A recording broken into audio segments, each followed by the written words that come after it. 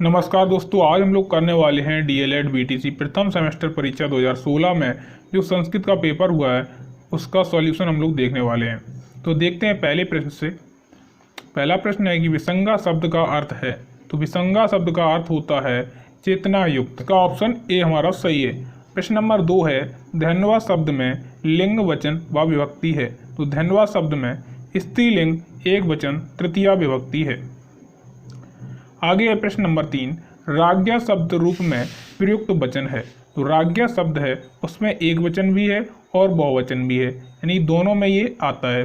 प्रश्न नंबर 4 है स्था स्थित शब्द में धातु पुरुष व वचन है। तो इसका आंसर हमारा हो जाएगा सी ऑप्शन, मध्यम पुरुष बहुवचन, क्योंकि जैसे पठती पठता पठंती पठसी पठता पठत होता है, इसी प्रकार से इसमें भी था है और उसमें भी था आता है। तो ये हो जाएगा स्था मध्यम पुरुष बहुवचन।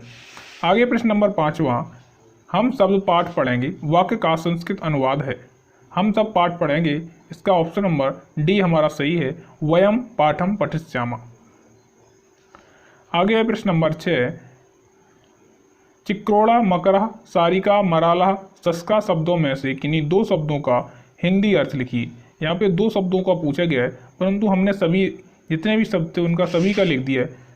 चिक्रोड़ा का होता है गिलहरी, मकरा मीन्स होता है मगरमच्छ, सारका मीन्स होता है मैना, मराला मीन्स होता है हंस, सस्का मीन्स होता है खरगोश। आगे देखते हैं प्रश्न नंबर 7, चाहिए के योग में किस लकार का प्रयोग किया जाता है। तो चाहिए के योग में विधिलिंग लकार का प्रयोग किया जाता है। आगे है प्रश्न नंबर 8, पितरी शब्द में किस विभक्ति का प्रयोग हुआ है। तो पितरी शब्द में सप्तमी विभक्ति का प्रयोग हुआ है।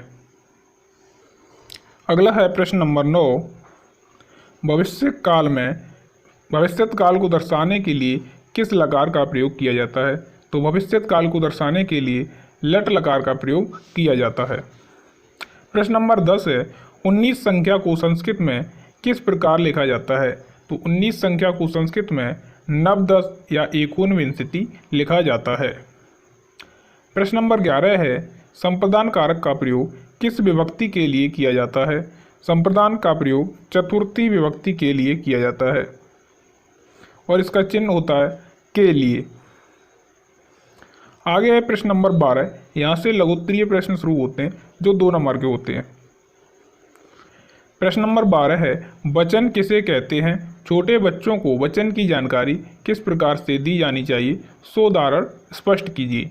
2 नंबर के प्रश्न में इस प्रकार से प्रश्न पूछा जाता है कि 2 हेडिंग्स बन जाएं। ठीक है, एक ही हेडिंग 1 नंबर की हो जाएगी। तो है वचन जिन शब्दों से वस्तुओं व्यक्तियों की संख्याओं के विषय में ज्ञात होता है उसे हम वचन कहते हैं, यानी कि हमें संख्याओं के बारे में जिससे जानकारी प्राप्त होती है वो क्या कहलाता है, वचन कहलाता है। संस्कृत में 3 वचन होते हैं, एक वचन, द्विवचन और बहुवचन। आगे छोटे बच्चों को जानकारी किस प्रकार देनी चाहिए। तो यहाँ पे है नंबर 1, छात्रों को जानवरों फलों एवं वस्तुओं का चित्र अलग अलग संख्याओं में दिखाकर उन्हें वचनों का ज्ञान प्रदान करना चाहिए। नंबर 2, शिक्षक कक्षा के छात्रों को 3 भागों में बांट दें।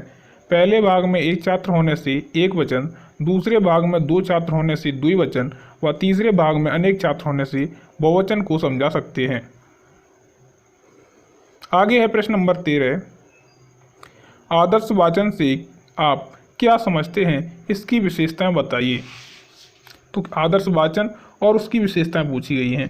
तो आदर्श वाचन क्या होता है, शिक्षक द्वारा किया जाने वाला वाचन आदर्श वाचन कहलाता है, क्योंकि यह बालक के लिए वाचन के आदर्श के रूप में होता है।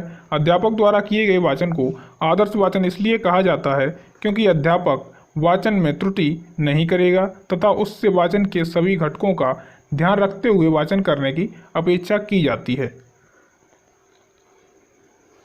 अब इसकी विशेषताएं भी पूछी गई, तो विशेषताएं क्या हो जाएंगी, बालक आदर्श वाचन से शुद्ध उच्चारण करने में समर्थ होते हैं। इससे विद्यार्थी भावानुरूप उच्चता एवं मंदता का अभ्यास करते हैं। नंबर 3 है आदर्श वाचन से ओज प्रसाद माधुर्य गुण की वृद्धि होती है। नंबर 4 है इससे विद्यार्थी आरोह अवरोह का ज्ञान प्राप्त करते हैं। नंबर 5 है इससे विद्यार्थी पढ़ने की गति पर नियंत्रण व विराम को शीघ्र समझ जाते हैं। आगे है प्रश्न नंबर 14, आत्मना प्रतिकूलानि परेशान न समाचरित सूक्ति का आशय स्पष्ट कीजिए। तो इसका आशय क्या होता है? आत्मना प्रतिकूलानि परेशान न समाचरे। सूक्ति का आशय है स्वयं को अच्छा ना लगने वाला व्यवहार दूसरों के साथ नहीं करना चाहिए। आगे है प्रश्न नंबर 15। भू धातु का रूप लट लकार के तीनों वचनों व पुरुषों में लिखिए। तो भू धातु का अर्थ होता है होना। तो इसमें पूछा है लट लकार, यानी भविष्यत काल में पूछा गया है। तो भविष्यत काल में होता है भविष्यति, भविष्यता, भविष्यन्ति, भविष्यसि, भविष्यथा, भविष्यत, भविष्यामि, भविष्यावा और भविष्यामा। ये होते हैं हमारे लट लकार भविष्यत काल में भू धातु के रूप। आगे है प्रश्न नंबर 16।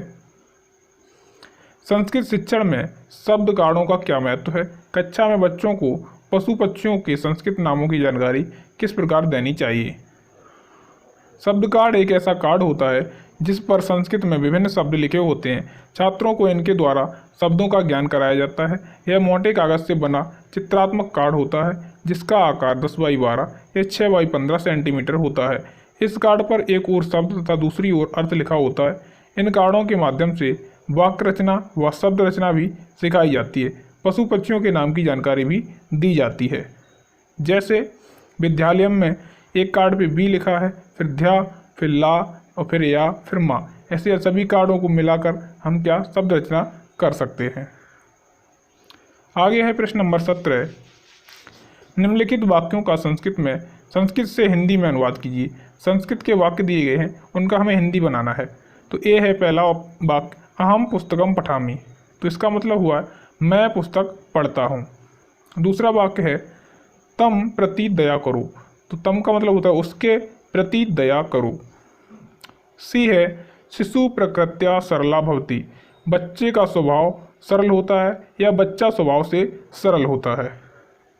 डी है गुरुवे नमः, गुरु को नमस्कार। ये होगा 17 प्रश्न। प्रश्न नंबर 18 है निम्नलिखित किन्हीं 6 शब्दों का संस्कृत में नाम लिखिए। तो यहाँ पे 6 पूछे गए हैं। तो पहला है घोड़ा। तो घोड़ा को कहते हैं घोटका, कुत्ता को कहते हैं कुक्कुरा, हिरन को कहते हैं मृगा, बकरी को कहते हैं अजा, कोयल को कहते हैं पिका, अनार को कहते हैं दाड़म, चिड़िया को कहते हैं चटका, पेड़ को कहते हैं वृक्षा, तरबूज को कहते हैं कालिंदम और लड्डू को कहते हैं मोदका। तो आप सारे याद कर लीजिए, ज़रूरी नहीं कि ये 6 ही पूछे जाएं, आगे ज़्यादा भी पूछे जा सकते हैं।